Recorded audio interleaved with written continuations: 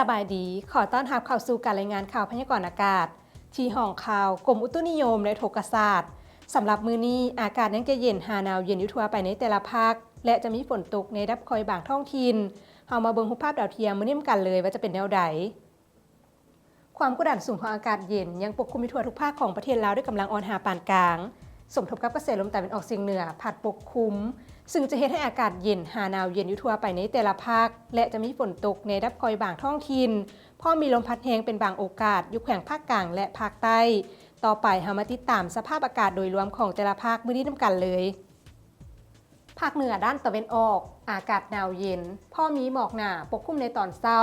และจะมีฝนตกในระดับคอยบางท้องถิ่น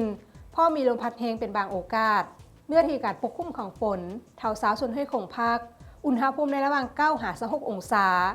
ภาคเหนือด้านตะวันตกอากาศเย็นหาหนาวเย็นพอมีหมอกบางปกคลุมทั่วไปและจะมีฝนตกในระดับคอยบางท้องถิ่นพอมีลมพัดแรงเป็นบางโอกาสเนื้อที่การปกคลุมของฝนเท่า15ส่วนให้ของภาคอุณหภูมิในระหว่าง15-32องศาที่นครหลวงเวียงจันทร์อากาศเย็นในตอนกลางคืนหาตอนเช้าส่วนตอนบ่ายอากาศร้อนและจะมีลมพัดแรงอยู่กับทั่วไปอุณหภูมิในระหว่าง20-31องศาภาคกลางอากาศเย็นหาหนาวเย็นในตอนกลางคืนหาตอนเช้าพอมีหมอกบางปกคลุมอยู่ทั่วไปและจะมีลมพัดแรงอยู่กับทั่วไปอุณหภูมิในระหว่าง16-35องศาสำหรับแขวงไชยสมบูรณ์อากาศหนาวเย็นพอมีหมอกหนาปกคลุมในตอนเช้าและจะมีลมพัดแรงเป็นบางโอกาสอุณหภูมิในระหว่าง10-18องศาภาคใต้อากาศเย็นในตอนกลางคืนหาตอนเช้าส่วนตอนบ่ายอากาศร้อนและจะมีลมพัดแรงเป็นบางโอกาสอยู่กับทั่วไปอุณหภูมิในระหว่าง16-35องศา